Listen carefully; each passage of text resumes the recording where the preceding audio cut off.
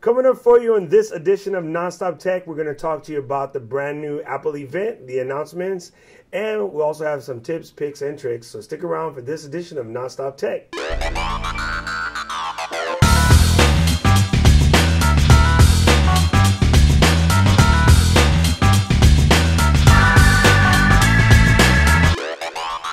Hey, welcome to Nonstop Tech. I'm your host, Doc. I'm Jerome. Well, as you may have known, today there was an event. It was an Apple event, which means announcement, which means new stuff. Lots of new stuff. Lots of new Holy stuff. crap. Now, everybody sort of knew that the new iPad minis were coming. Well, leave it up to the rumor and the mill. name stayed the same, too, this time. Yeah, that's cool. But there was also a new 4th generation iPad. There was a Mac mini. There's a new 13-inch cool. Retina and a new iMac. So let's talk about those real quick. Jerome, what are your first impressions? Pick one and we'll start there. You know, let's start with the MacBook Pro, because I had so many people ask about that thing. Okay. So remember how we had that 15-inch MacBook Pro with the Retina screen? Correct. Now we got a 13-inch one. And it's just a smaller version of the 15-inch. Right. And it looks good. It's pretty amazing. So, you know, I guess this whole Retina display thing is kind of a big deal for people who are into designing and things like that. Now, I guess the power's in the machine. That's really what it's for. Yeah. If you just need a standard issue MacBook, buy the regular one. If you're looking for a little bit more power, you're looking for those dual Thunderbolts, the dual USB 3s, the HDMI, and the SD slot, then the Retina is going to be your thing. And remember, no FireWire port on these. None. So if you still have a lot of FireWire devices, you either upgrade, or when you upgrade the computer, or you stick with your old computers, but that's a lot. Okay, so I ran into that. That's why. I guess the thing is you have to sort of decide for yourself, is the extra $500 going to be worth it just because of the Retina? For me, I would say yeah. I like this new Fusion Drive idea, this 128 gig flash plus the hard drive. I thought that was only inside of the iMac. So only in the Retinas. Look, right there. Does it say Fusion Drive inside there? Flash storage, 128 gigs. No, that's regular. The hybrid Fusion okay, Drive is only you're iMac. Right, okay. But you need a lot of space. But you get the regular drive. I mean, okay, so the Retinas come with an SSD style drive as opposed to a regular drive. That's better. It's a huge speed increase, though. That is over the very board. huge. When I went to my 15-inch with Retina MacBook Pro, the speed increase, the boot up time was quicker. Starting up applications was quicker. Now when I use my work MacBook Pro, it's just I'm sitting here all day waiting for the thing to start up. Well, you think about this 128 gigs, size on a Retina display on a 13-inch.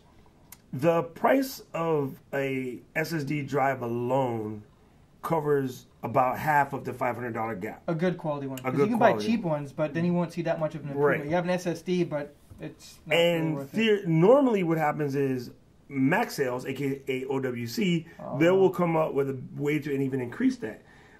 People just got to get used to storing things on externals and storing things on the cloud. Most people hoard all this stuff in their computer, and then they overrun their drive. Or they don't back it up. A very common thing people come to me is they overrun their drive.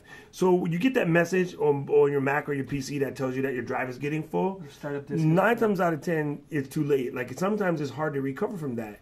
And one of our really good photographer coworkers, she did that accidentally. She overran a drive and I just couldn't get it back for her. I tried everything and that becomes a hassle. So you got to learn to live in externals. But other than that, I mean, the speed increase is worth it. Yeah. We do sort of starting to live in a cloud world. The only other thing I have to kind of add to, for the MacBook Pro, you're pretty close to picking up a 15-inch one, just price-wise. You get a much better video card. You get, I don't know, it might be a better idea just to jump to the next step if you can kind of afford the extra bit of money. A lot of times for people, though, it's not the affording part. It's the size. Right? It's the size, especially for the road dog. Oh, that's true. If you're a road dog traveler. Okay, so here's a good instance for corporate use. Regular MacBook Pro 13-inch versus Retina MacBook Pro 13-inch. If what I'm selling is products with visual aspect, like floor coverings, windows, curtains, furniture, jewelry, things like that, I'd go Retina all day. Yeah. The images are going to look way better. You'll sell more because your images are going to look like, whoa. That's true. So that's it. So we can keep this moving right along. Let's move on to the new iMac. I was amazed, actually, when that thing blown away. It does have kind of a big... behind, I don't know, junk in the trunk a little bit if you look at it. You didn't really see it the way, if you look at the picture online on Apple.com, you kind of don't see it. But when you look at it from behind, it's like almost like a little pyramid in the back. Well, did you see that? You think, you remember the old eMac? Yeah, it's like they squished an eMac. Well, because you need room for air and some other things. So That's true. To me, it's just amazing. And the power supply, I bet you that's the biggest thing in there now. And you know what's going to be funny is I joked about it on Twitter today, but I guarantee you, next couple of days, you're going to hear people talking about, oh, it's an oversized iPad. Yeah, so what? It's amazing. The Genius ME comes out. How do you repair that thing? That's the first thing I said when I was watching it this morning. Both of us being ex-geniuses, both of us working in a repair thing. I was like, oh, the boys are going to have a time of day with this bad boy. Because even the newer ones, when you go to suck the glass off, any torsion in pulling that glass off, and you shatter the glass. Or you break the stupid little pins off. So I recommend it. Don't do this at home. Yeah, I've done that. I've broken those pins off before. So it's just amazing to me. The tech in it is just amazing. The size. What is it? Fusion welding? Friction? Oh, fusion. No, friction. Friction something welding. You better look that one up. That one was interesting. When I saw it in the background, I was like... Well, I tweeted it that the name of it sounded like something I did in my college dorm room. That was bad. That was horrible. Wait, that was back in the 60s, right? Shut up. Here, Shiloh answered back, so let's check it out. I said, yes, friction stir welding sound like something I did in a college dorm room. Yeah. Anyway, very high tech, very awesome. I really can't wait to get my hands on this. And I've never owned an iMac. She already has one. Really, I've always been tower portable. Same Never way. owned an iMac. So if I buy one, this might be my first one. Oh no, I take that back. I never owned an iMac in this form factor. I did own a Tangerine and a Snow White back in the day. That's a little bit different. Okay, so iMac just looks like a winner. Hard drive. The hard drive part of it, cool. that to me in of itself is just amazing. So there's this concept that... Well, you've seen it with Seagate drives. Where Yeah, they had Seagate's like been doing it for a while. a certain amount set aside that's SSD. Right. And you had a certain amount that was just a regular platter, so the rotating hard drives inside Right. of it. But this is actually much better if you think about it. It's smarter. Like the Seagate drives, I heard sometimes people were having issues with them. Either one, there was none of space, because I think even the high-end one was 8 or 16 gig. Right. From what I recall. It wasn't that much space, and then you get like a 500. Well, I think what's going to be different is Apple made this. Correct. Okay, so they're putting some things into like Aperture and Final Cut specifically to talk to this specific type of drive. Just so it makes So sure if you look at the performance specs, now granted, this is all manufacturer talking stink, but so far they're pretty good about it. Like, they're able to write their software, the operating system, your Final Cuts, your Aperture, your iMovie, your iPhoto, they're able to write it so that it takes maximum advantage of the hardware. Okay. And that's what I look forward to, and that's one of the reasons why I'm looking at an iMac. Now, that being said, I'll probably pick up a notebook, sit on the iMac idea until after Macworld to see if we get towers in January like we're supposed to. That's a good point. Yeah. I need a tower. I like the ports. I can buy an external box, but I need those card slides for some of my video editing gear. That's true. Hey, studio lights just let me notice that I have huge scratches in my I just Oakley. saw that too. Holy crap. Well, that's not good. Cool thing is Oakley lenses are replaceable. Anyway, different show. Back to this. So the iMac looks like a winner. I can't wait. We got a couple weeks until we're able to see them in the store, go get our hands on. I think I want to pick one up Definitely next year. something that I want to look at. So, you know, next year is like a month and a half, right? Well, you know what I mean. Like next year, as in 1 year from now. Oh, yeah. A lot of people say you should wait for the second one on that. Let's take a look at the Mac Mini too, because that was that was expected, but it's a small item, right? So. No, you know what? I could really use a new Mac Mini right now, especially from the server side as a web development box. I am pretty amazed at what they're bundling in this little machine for, what is it, $5.99 and $9.99. Yeah. I wonder if they still had the dedicated graphics. I know this is, again, a little bit tech speak, but the dedicated graphics card for like the upgraded model. So I didn't really, Okay, so you don't become inside baseball. Tell the people why you care about a dedicated graphics card. Well, certain applications take advantage of it. It's usually like Photoshop or... I'm going to say something mean now. Oh, you're going to say it? Yeah. If you're running Photoshop, you probably shouldn't run it on the Mac Mini. I mean, that's designed for someone... Not that Photoshop won't work. It's just that if you're doing high-level Photoshop, which is normally... Better hardware. All right, let's back this whole conversation up. I'm going to start again. Running Photoshop on a Mac Mini is not a problem. Photoshop will run. Running Photoshop before that requires specific graphic cards were based off the print industry. That's true. Print industry is not where it used to be, right? Now, your magazine people, the guys who do still need to run print, they're not going to use a Mac Mini. No, you're going to see either iMacs or Mac Pro. Right, but most of print work is digital. Okay. So they're working, you make it take a big picture, but you can shrink it right back down. That's true. So that conversation is kind of sort of not that important. Not important. Yeah. Go on. Real guys ain't going to use a Mac Mini in that particular aspect. Now, as far as video editing and stuff, though, if you were to take this $599 unit and basically run it off the stock configuration, it will scream. I think the bottleneck inside there is pretty much the hard drive. I think it would be the hard drive because it's 5400 RPM, but, you know, again, maybe you can configure it with an SSD.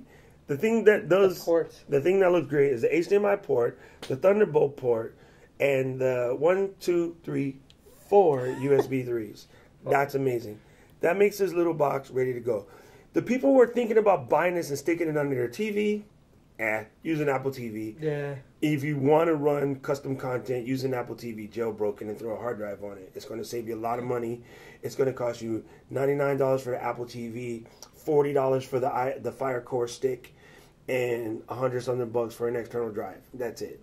Other than that, this guy is great for headless cash registers or cash register where you just got a machine. This is going to be great for stacking a bunch together to do render farming for your Final Cut guys. The Colo guys. Every $600 Mac Mini you add to your Final Cut bay means that you can render like crazier. So, I mean, this is designed really for home, office, and like server capability. Even just introduction to the Apple ecosystem too. Because it's not a bad price for what you get. Well, you cannot argue with a $600 machine. It's pretty amazing. So I myself may buy a Mac Mini, so you may see me playing with that. Not for the big thing. What I thought was funny though, before we move on, what I thought was super funny was when Phil said, yeah, I hear you guys out there screaming about optical drive. Well, if you insist on working in the dark ages, we'll sell you one for $100. I thought that was funny. To me, that was one of the best lines in the whole thing. Because honestly, like I almost never use my optical drive. Neither do I. All right, so iPad Mini, yay or nay? I'll let you know when I get one.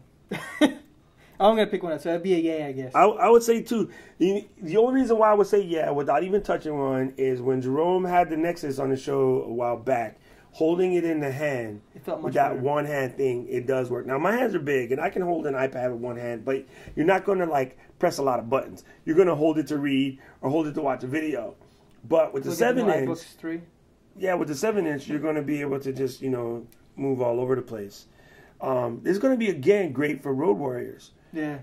It will fit in the pocket. Long battery life. This is going to be great if you have the ability. Actually, it's the same battery life as the iPads now. Yeah, but it's just with that form factor, they didn't have to make the battery life smaller in a smaller package. True. So one of the questions that came up in conversation was this idea of having to reformat apps. You don't have to. Everything works. So to me, where this is going to win, you take the FileMaker Pro app. You're a contractor. You build your estimate sheets, your contract sheets and everything, exactly. Or you come to somebody like us and let us build it. And you have this app that's custom to, you walk into place, you do your measurements, you pop them in, it's the right size, it fits in one of those big... those big old cargo pockets. Yeah, right? The Cart Hill, jumpers that the construction guys use, or Dickies, you just pull it right out. Scotty Vest if you're a film guy. I mean... That's true. And then the education market. It's a cheaper iPad, and it does as much as... Okay, so let me ask you this question. A lot of people started going on about Apple should have made it cheaper. What do you think about that? As soon as you go cheaper, you kind of compromise on quality, I've noticed. Just the building materials. Yes. Because if it would have gone cheaper, it would have seemed plastic. And I also think they would have to take some things out. That's true. So that's true, too. It's basically between $50 to $30 more expensive than everybody wanted, because everybody wanted like $249 or $299. Well, most people said $249, $299. The crazy people. $299 would have been tough because there's the iPad Touch sitting there. Yeah. Okay. At $329, the $30 bump helps you, one, not cannibalize the touch market. Two, it's a total different market. Yeah, it is. and it's pretty amazing. Like, you know, I thought really seriously about getting a Kindle Fire or Kindle Paperwhite, mostly for reading, but I'd probably get an iPad Mini, because the apps that I've already purchased for this, the well over $500 worth of apps, well, I'll show up on there. They all work. Yeah, there's no reason to. So and in my phone. So in a way, you closed up the ecosystem. And you have an option pretty much for every form factor. You have an option now. Now, that being said, I do think it's worth talking about Surface and the new Nexus tablets. So we'll find out more about those when the events occur. I mean, the Surface we already know about, and I think The Verge. If you go to the web, if you just Google The Verge, it's on their website. They have a review up. I think they're one of the first people with a review up, so you can check that out if you want more information on it.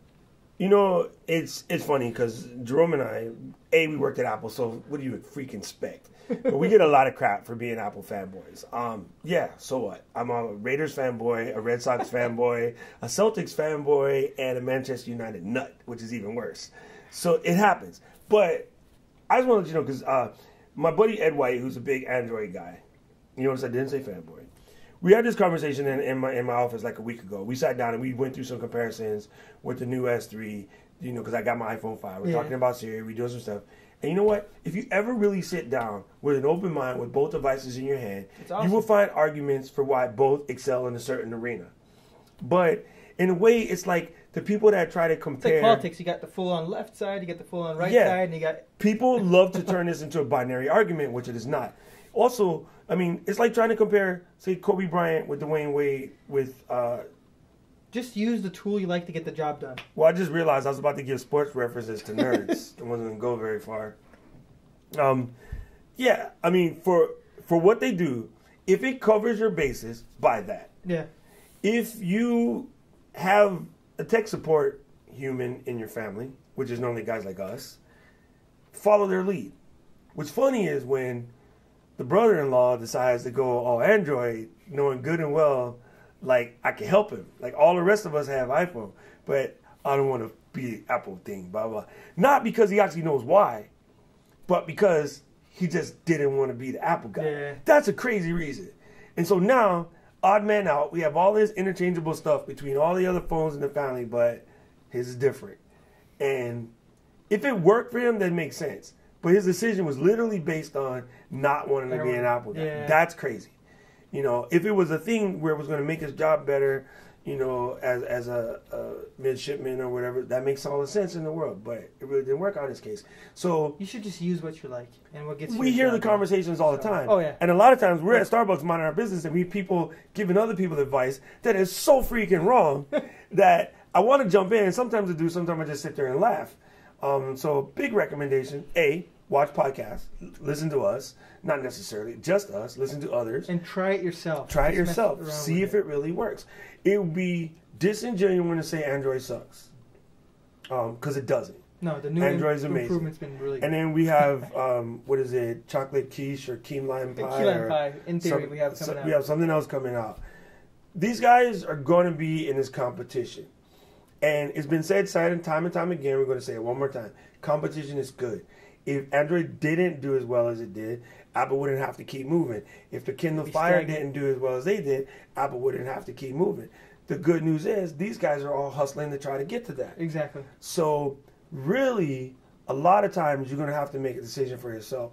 What's hard is a lot of these devices don't have easy return policies. Yeah, because you have a contract. Normally there's a contract and you got to argue, fight, and complain.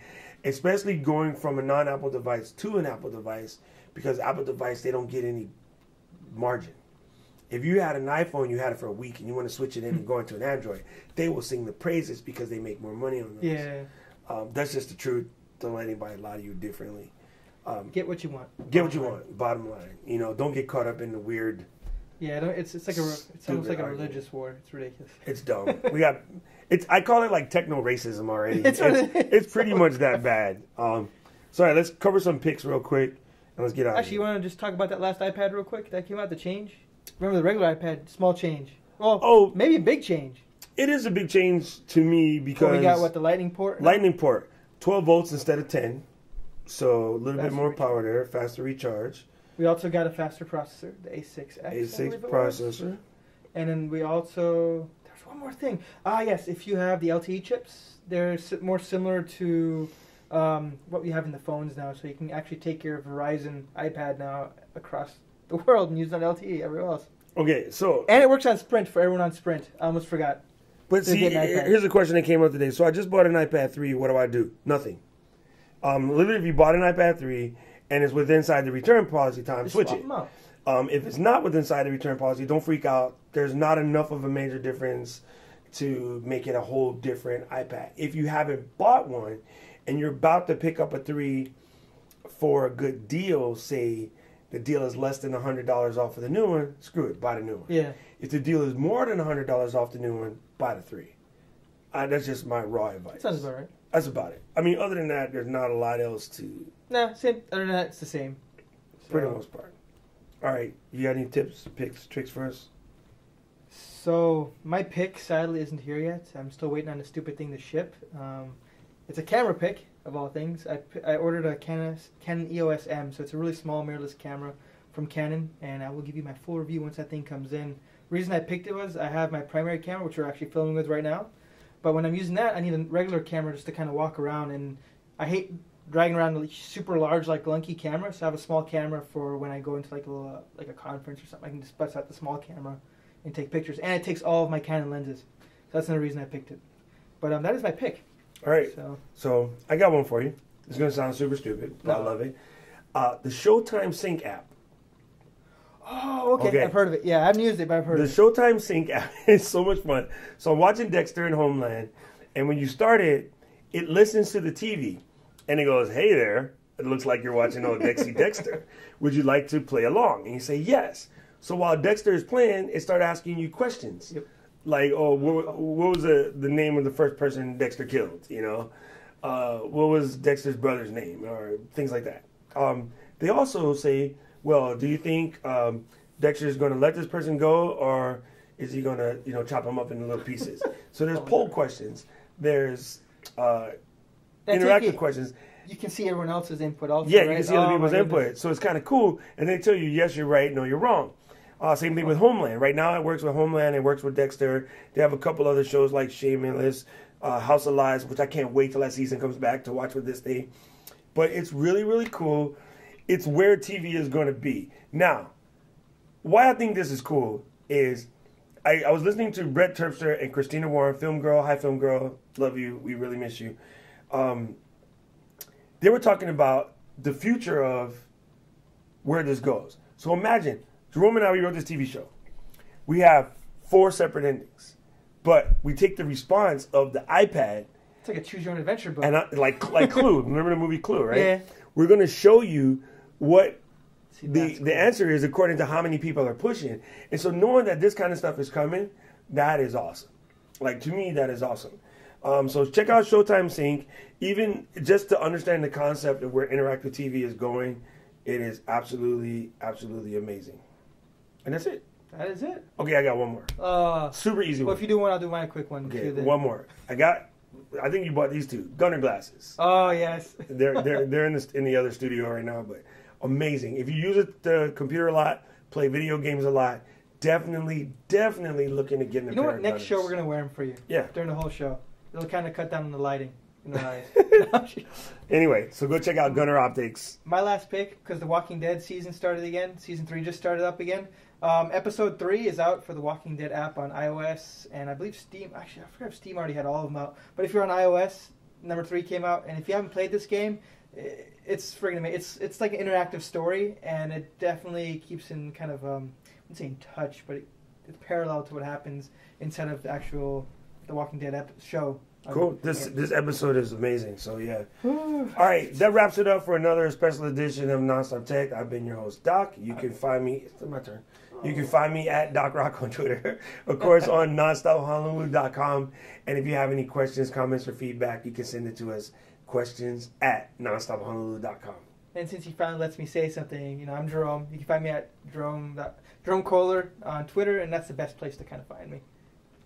Cool. Now, one last important thing. Remember, if you're watching this on YouTube, subscribe button's up there, like button's down there. Make sure you share it.